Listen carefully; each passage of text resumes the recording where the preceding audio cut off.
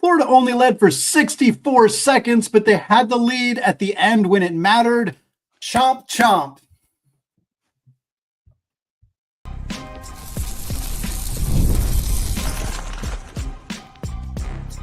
You are Locked On College Basketball, part of the Locked On Podcast Network. Your team every day.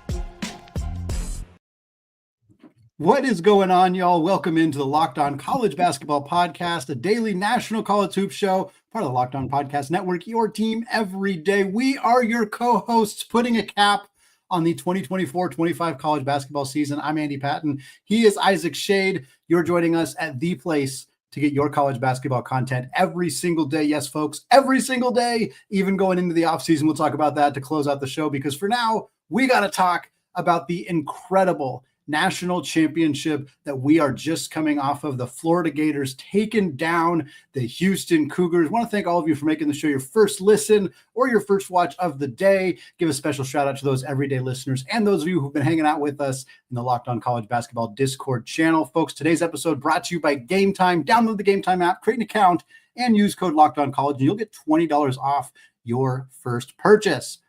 For the first time in the 3-year history of the Locked On College Basketball Podcast, Isaac, this is the first time the national champion at the end of a season we have covered has not been the UConn Huskies. It is instead Todd Golden and the Florida Gators, your 2025 national champions, take down Houston 65-63, and the number right in the middle, 64. That is how many seconds the Florida Gators led this basketball game. Houston led for the other 18 plus minutes, or 38 plus minutes. I can do math, I promise. 38 plus minutes. See, Andy, the way college basketball works is they play two halves. Two 20-minute halves. Wildest thing. If we do quarters, I guess I'm just completely out of luck at that point. I don't be able to at all.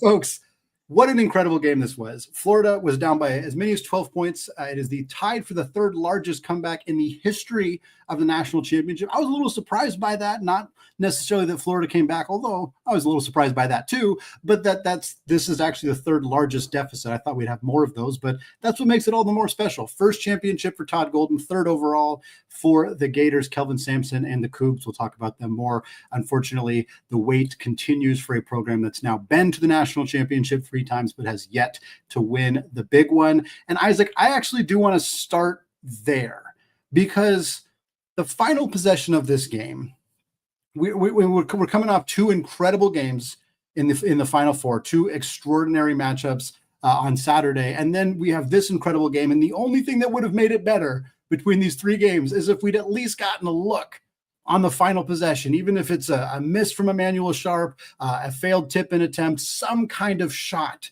in the final seconds. Unfortunately, it was not meant to be. Houston doesn't even get a look in the final possession. What the heck happened on that last 15 or so seconds of this basketball game? Andy, I'm laughing because I hate it, but we got to, our guy is about to catch a stray here. I either needed a Chris Jenkins or a Gordon Hayward, but I needed a shot, right? Yeah. I needed something there. And you're spot on with how you said that, man. We had 20, 40, 68, 120 minutes of fantastic basketball. It's better math than I did, so there you go. That's why I counted it all out. 120 great minutes of college basketball, and we just needed that little chef's kiss cherry on top. And even if it had been a miss, like the tension of there's a shot in the air, the buzzer's off, sounding, and make or miss, we're either going to overtime, or actually they were going for a 3. So it's either Houston's winning or Florida is the champion. Like crazy, crazy stuff. What's interesting to me about that final play, Andy, is that it in some ways encapsulated the vast majority of the second half. And here's what I mean by that is Houston had done a marvelous job of stymieing Florida's offense for a large portion of this game. But down the stretch, Houston was continuing to get the shots they wanted, but they weren't going. And it's funny that in a game where we talk about Houston as the number 1 rated defensive team, defensive efficiency in the nation, it was the Florida defense on that last possession that stepped up and made the plays. Walter Clayton rushing out on somebody. Was it on Sharp? The final Sharp. Sharp. Was that who forced him to like nearly travel. I mean, Sharp very wisely got rid of the ball and didn't touch it again, because that would have ended any hope. But no other Gator could get to, or no other Cougar could get to it to get a shot up. And that was that, man. And so Florida was ready for it. They defended well. And how interesting, Andy, after a postseason where we've talked about Kelvin Sampson's beautiful play design and how his teams have been able to execute in end of game scenarios, unfortunately, in quite literally the final play of the season was the one time they didn't. Yeah, and there's a lot of kind of serendipity in some ways here of a Houston team that played a lot of close games in this tournament and won a game, like you alluded to, against Purdue because of outstanding late game execution. Like they won that game plain and simple because they had a chance to design a play that they thought could get them an easy couple of points when they desperately needed them. They ran the play, they executed it to perfection, they beat Purdue. That's what happened in that game. It's really not a lot more complicated than that. And in this game, they didn't get that opportunity, in part because they did not have a timeout remaining. And so it goes back to even before Houston got a chance to play Purdue in the round of 32, they played a very underseeded Gonzaga team who was the 8th seed and nearly lost that game. They squandered a big lead. Gonzaga had a chance to win it, but they didn't have any timeouts on the final possession. They were down 3. They had the ball to Caleb Battle. He was unable to get a shot off, and Houston wins that game and Gonzaga falls. So there was it's sort of a full circle moment in some ways where Houston, when they did have that timeout, when they did have an opportunity to have a play design, they beat Purdue. When they didn't have the opportunity in this game, they don't come up with a play. You could tell Houston, they didn't look super frazzled on that last possession necessarily. No. They just, and again, I think a huge shout out to Florida's defense. They ran what looked like an elevator screenplay to get Emmanuel Sharp open. If Emmanuel Sharp had pump faked and taken a dribble to his left, he would have had a wide open look at 3. But and there was time. There was time for it. We need to say as well. It's hard for you to know that there's time. And he did what almost any human being would do when you catch that ball, is he went up for it as soon as possible because he thought he needed to, realized it was going to get blocked, and like you said, wisely let go of the ball. Unfortunately, it just didn't result in any other Houston players being able to pick it up and get a look. But I thought there was kind of some symmetry in the fact that 2 of their other games in this tournament kind of came down to late game situations, and one of them went similarly just the other way, and then the other one was that incredible Purdue game as well. Man, Andy, I'm actually pulling up. Is this the final play? I don't know. I was trying to pull it up to look. I was hoping I'd get to it and get finished before you finish talking. Oh gosh, it's so painful. I wanted to look how much time is on the clock when this play is clearly going awry. I think it was like 3.2, 3.3 when he was like in the air with the ball, and then he drops it, and there was enough time if a Houston player happened to be right there to grab it, turn, and throw, but I think they weren't standing right there. Is in my memory, this is actually my first rewatch since in real time. I was thinking the play was ugly enough. Oh yeah, there was, after Walter Clayton came running out at Emmanuel Sharp, there were no other Gators right there. So you're right. Had he pump faked, wide open 3, literally for the championship. Andy, this is crazy. Yeah. But the thing is, in my mind, the play leading up to that was uglier than it actually was, and they might have used that timeout. I don't think they would have. I think it was flowy enough. Yeah. Now, Andy, I'm also remembering back as we're just thinking about ending sequences. Houston nearly got a turnover on the possession that ended up with Denzel Aberdeen going to the free throw line, making 1 of 2. But the ball was loose in the backcourt. No Cougars could get to it. Had they done so, they're down 1 with the ball. And I think the shot clock would have probably been off right there. Yeah, it was about 20 some seconds left. Exactly. I remember when that play happened because it was Clayton who threw that errant pass. And if Walter Clayton, who I know we'll talk about in a second because he had a not great but also not necessarily terrible game, but if Walter Clayton had turned and chucked that ball way over his Florida teammates' head like he did, and Houston got the ball and converted and won, we would have had back-to-back games where Houston wins with the opposing team's star player not executing in the final 30 seconds. That would have been a very different storyline that we would have been talking about. But again, Florida managed to get that basketball. Aberdeen gets to the line, and the rest is what we've been talking about, is history. Ooh, yeah, there's Aberdeen going to the line.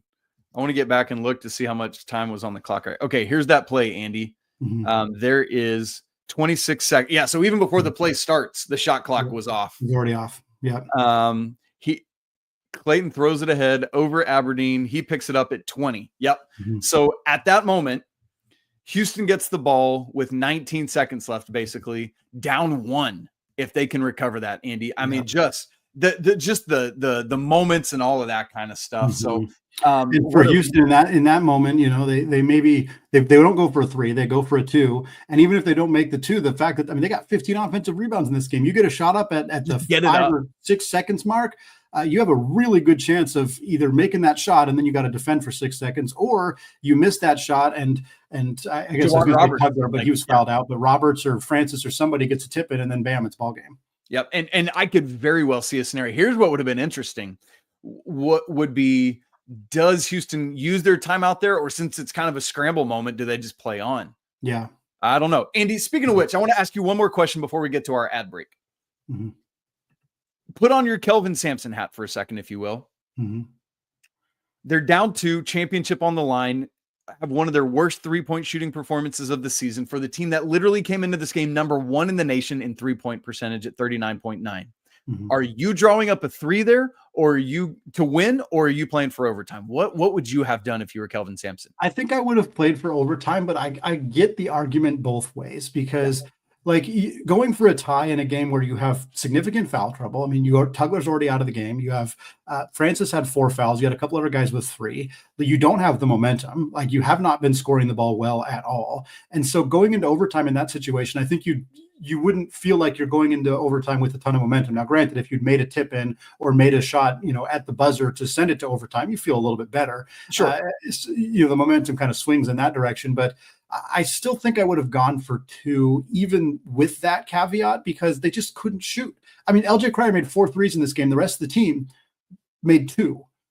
Emmanuel Sharp was 1 of 7. Malik Wilson was 1 of 2. Milos Uzan was 0 of 4.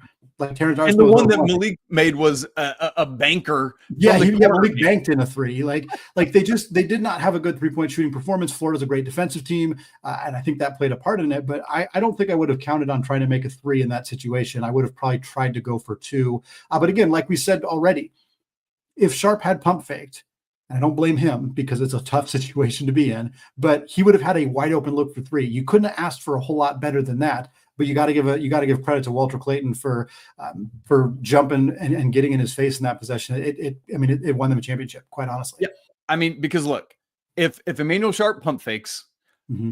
Andy, if I would tell you that I've got Emmanuel Sharp with now a wide open 3-point shot after pump faking, and this dude has shot 41.5% from 3 this season, 86 out of 207 in total. If I'm giving you that shot to win a national championship, that's like an end of practice shot, right? Like, hey, Emmanuel, make this 3 and nobody has to run after practice, right? Like, how many times have you done that this season? And that's what they had an opportunity to do. And so I'm the same as you. I can argue either side. I probably would have drawn up a 2, but I completely understand why he didn't. Now, Andy, the shocking thing in all of this is that Florida wins this championship despite Walter Clayton having by his standards, terrible shooting performance in this game. But are there other things he did to help his team win the Natty? We'll talk about that and more coming up here in just a second. Right after I tell you about our good friends at Game Time, you guys, there is absolutely nothing like the energy of a live game. We were obviously not in the building on Monday evening, but good grief, how crazy was that? You would have loved to have been there, right? Well, whether it's catching a national championship game, a last-minute MLB showdown, or soaking in the excitement of an NBA matchup, finding great tickets at a great price is at a premium. That used to be a challenge, but now it's not because of Game Time. Game Time makes scoring last-minute tickets easier than ever. Prices actually drop as the event gets closer, and with their all-in pricing, you see the total cost up front. No surprises at checkout. Here's why I love using Game Time. They have last-minute deals where you can save up to 60% off by buying last minute for sports, concerts, comedy, theater, and more. You can grab last-minute seats for any of your favorite sporting events that you want to get to and save big with Game Time's zone deals. With seat views before you buy, they've got no surprise fees and a lowest price guarantee you can book with total confidence. So take the guesswork out of buying tickets with Game Time. Download the Game Time app, create an account, and use code LOCKEDONCollege for $20 off your first purchase. Terms apply. Again, that's code Locked On College for $20 off. Download Game Time today. Last minute tickets, lowest prices guaranteed.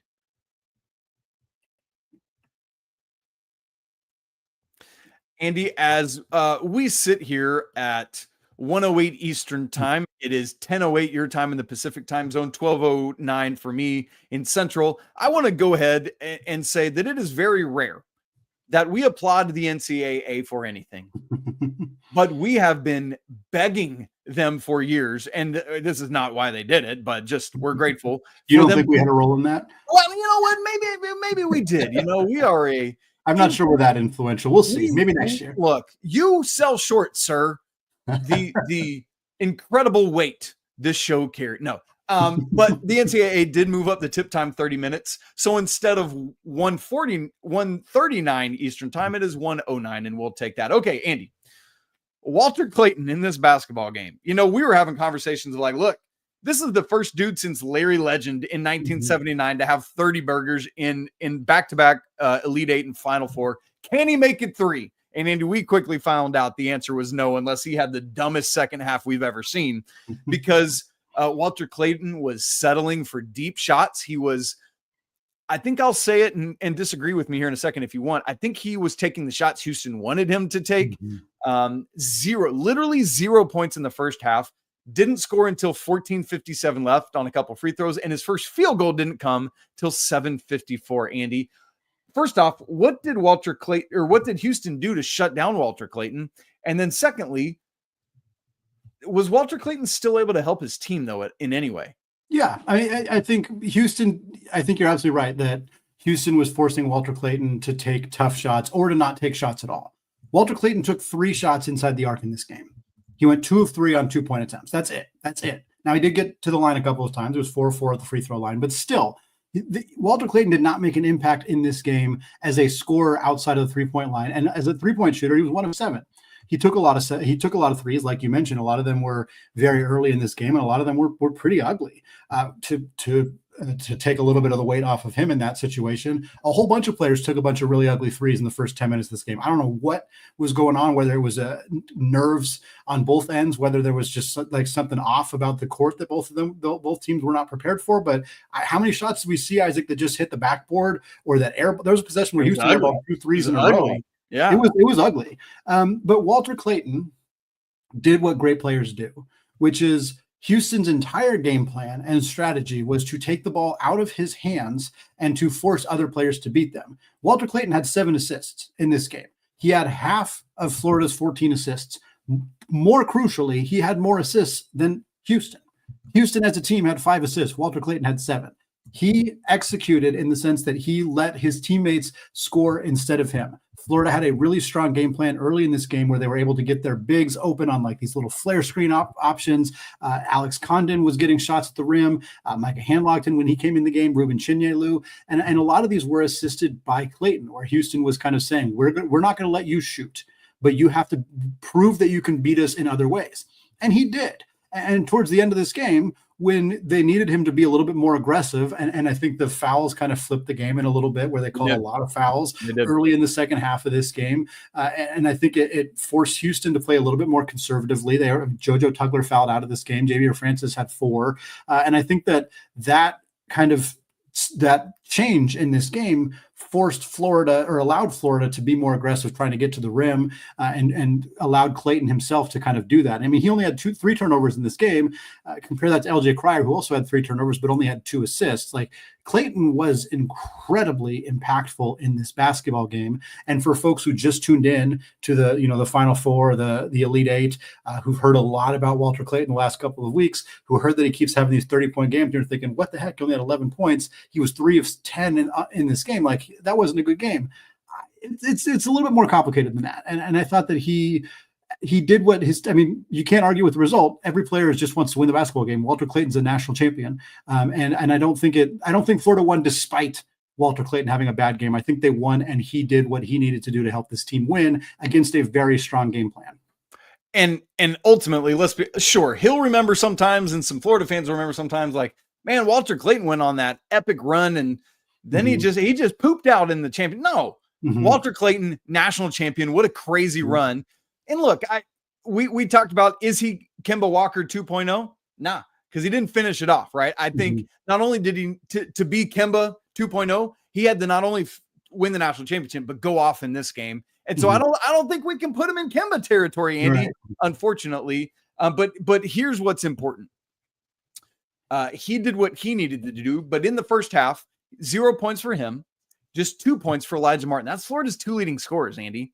And so we've talked about how important X factors are and other players in moments like this. You mentioned Javier Francis a little bit earlier. We had Malik Wilson. They were kind of those dudes stepping up in big moments in the first half for Houston. Good grief. Can we just mention the dunk?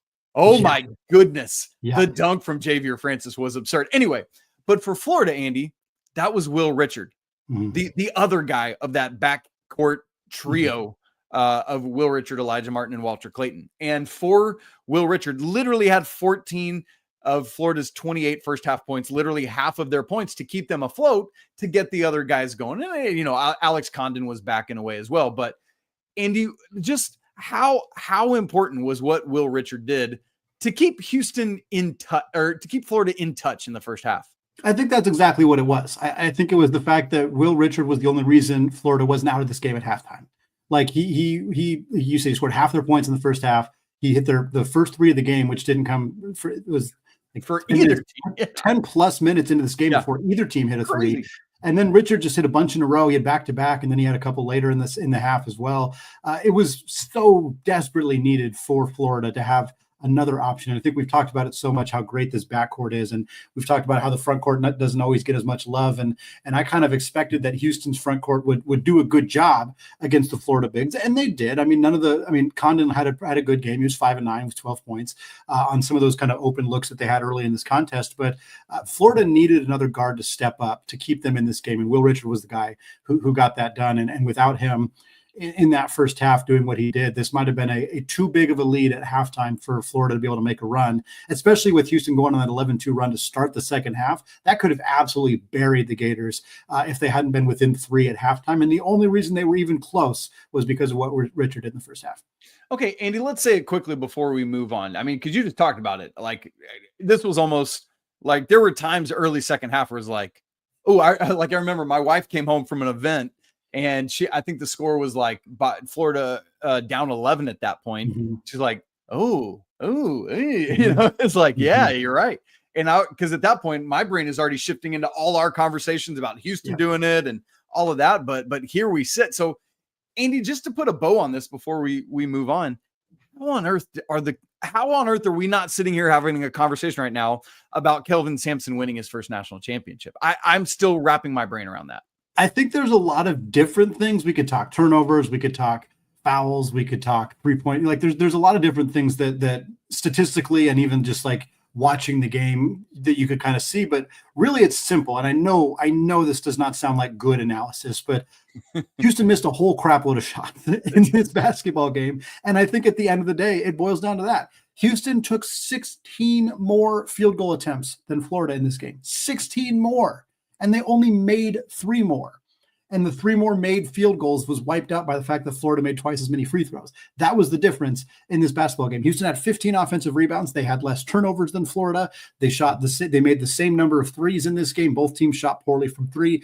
All of that stuff points to potentially Houston winning this game, but they shot under 35%. They shot under 35%, and Florida wasn't much better. They were about 40%. But for a Houston team that one of their biggest strengths this year outside of their great defense is their efficiency. They're an efficient offensive team who grinds you down and they make you play at their pace. Houston executed that. They made Florida play at their pace. A team that averages 85 plus points a game scored 65. But at the end of the day, Houston couldn't make shots. Juwan Roberts was 3 of 13 from the field. I don't think he took a shot outside of 7 feet away from the rim, 3 of 13. Milo Suzon was 2 of 9. Emmanuel Sharp was 3 of 11.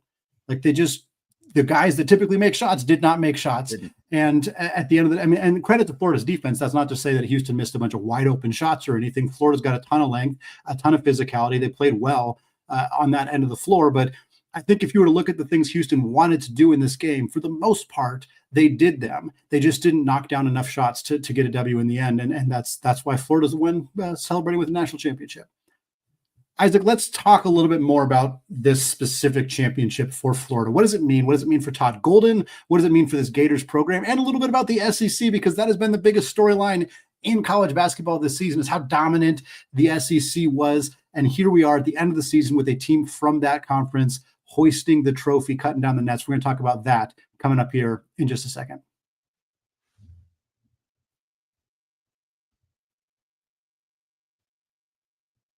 All right, folks, the final segment of the 2024-25 college basketball season here. We're putting a bow on everything with, 6 months of off-season content coming your way here every single day on the Locked On College Basketball Podcast. We aren't going anywhere, to be very clear. We're going to be around every single day, but we want to kind of finish out the season here, kind of taking a look, big picture, what this means for Florida, where this Final Four ranks historically. And I want to start with the Florida of it all, because we talked about it a little bit in the opening of the show. This is Todd Golden, one of the youngest coaches to ever win a national championship. He's one of 3 coaches since 1963 to win a championship without previously having won a single NCAA tournament game. And it's certainly not the first time for Florida. Of course, they won back-to-back championships a little under 20 years ago. That sounds really terrible to say out loud, but it is true. And there's Al Horford still playing in the NBA. Yeah, right. Yeah. Shouts to Al Horford. Shouts to Al Horford for being in the building and still being an active NBA player. But yeah, so for Florida, this team, their 3rd championship, them and UConn are the 2 teams that have won 3 championships in the last 20 years. That was a fact that I was not expecting to learn today. But for Florida, this is an obviously incredible accomplishment for the program, but really it's incredibly exciting if you're a Gators fan to have a coach who's as young as Todd Golden and as inexperienced as he was coming into this game to be leading this team to a championship. Just what a story this is for the Gators.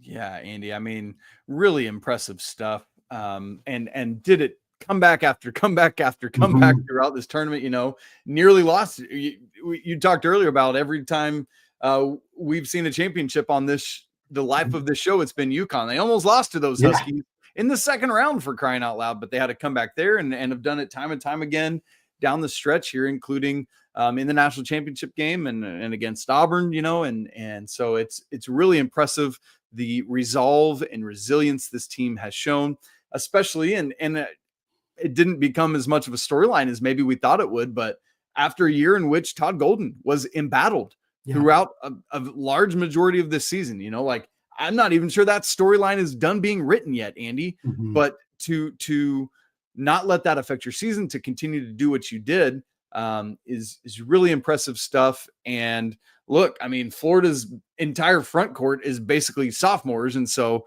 like this thing, I'm not saying they're going to be number 1 in the preseason, but Florida could be really good again starting next year. Yeah, you got to imagine they're going to do well in the transfer portal to replace some of the pieces they're going to lose this offseason to the NBA or to graduation. And certainly they're a bit behind in the sense they probably haven't been as active in looking at the transfer portal. But you got to imagine that anybody's going to want to go play for a team that just won a championship the way that they did. I expect that Florida's not going anywhere anytime soon. And don't get me fired up about waiting to start the portal, Andy. It's too late. It's too late. We can't get into that right now. We can't get into that conversation. Let's talk about Houston before I get angry. Well, I actually wanted to make you talk about the SEC. Okay, fine. Let's do that. Maybe that'll make you less angry. Maybe it'll make you more angry. I don't know. We'll see. The SEC was the most dominant conversation in this entire season. The dominance of this conference, what they did to the ACC early in the season in the SEC-ACC Challenge, and just overall dominance from the metrics perspective, Auburn being the number 1 overall seed throughout the year, Alabama and Tennessee competing for 1 seeds alongside Florida, of course. We kind of made a joke about the SEC championship and the Final Four teams in that conference being arguably as good as the actual Final Four teams. And guess what? In both those instances, Florida was the team that won it all. And I don't, there's definitely not a coincidence that the Gators managed to take care of business in that daunting SEC championship. And here they are cutting down the nets in the actual championship just about a month later. Yeah, I mean, it seems right that a season dominated by the SEC was won by the SEC. I think it would have been kind of funny had Duke or Houston done it in the Final Four, just because storylines like that crack me up.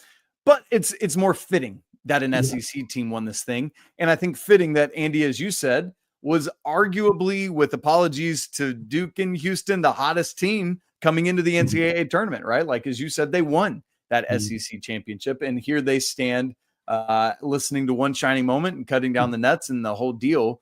And so it has been certainly a historic season for the SEC. I'm really interested to continue talking about that this offseason, see what the transfer portal does, because I think that was a big part of it. As we talked when we did SEC previews and the other previews, it was like, man, the SEC is just stupid loaded with talent. And so I think it's a call to the other conferences. Look, y'all got to step up. Find ways to do it. Like if there's, and obviously this offseason is going to have the rev share as part of this new consideration as well. And so it's going to be really interesting to see what the SEC has done here and then how they follow it up in the 25-26 season.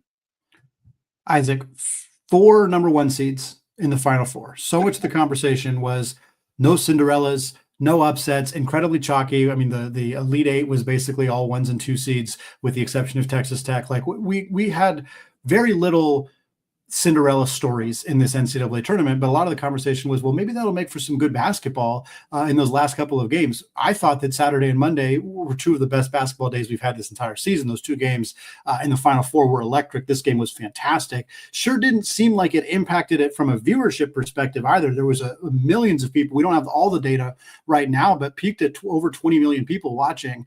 A lot of people interested in this game. A lot of people interested in watching these 4 1 seeds take each other on. Hopefully we'll get some more parity in the future. I don't want it to always be all 4 1 seeds. That's going to get stale kind of fast. Sure. But gosh, it sure didn't seem to bother me or bother 20 million other people who watch these games. And I hope had a lot of fun watching them. Andy, I don't know what you mean by no Cinderella. Florida was the number 4 overall team. Yeah, they were the Cinderella of this final. They were the Cinderella of the Final Four. And here they said, look, somebody's going to take that seriously. Like Andy, I joked on my Locked on Tar Heel show. I started it on Monday with, I said to my guest Pack, I said, Pack, what do you think Duke's chances are tonight against Florida in the national championship game? And I had somebody comment, Isaac, you idiot, Duke is not in the national champ. Oh, that was the joke. Thank you. Hello, welcome to life. I was joking, right? Like anyway, crazy stuff. But love that we got all of that viewership.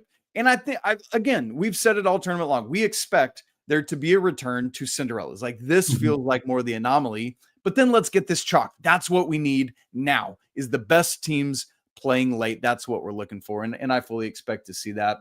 And then Andy, maybe just as a last word, our condolences to Houston. Obviously we just hate it for Kelvin Sampson and this program who have now still not yet won a championship.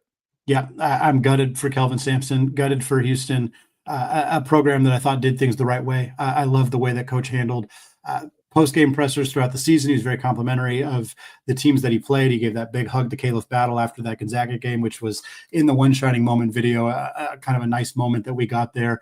Tough to see a coach at his age not be able to take one home when I thought he had a great opportunity to, but I don't think this team's going anywhere. They're going to be back. They're going to be back in the conversation. They've been so dominant the last 3 or 4 years. It's gut-wrenching to lose in the way that they did, but I wouldn't be surprised to see Sampson back in the Final Four, and if not back competing for national championship in the not-too-distant future.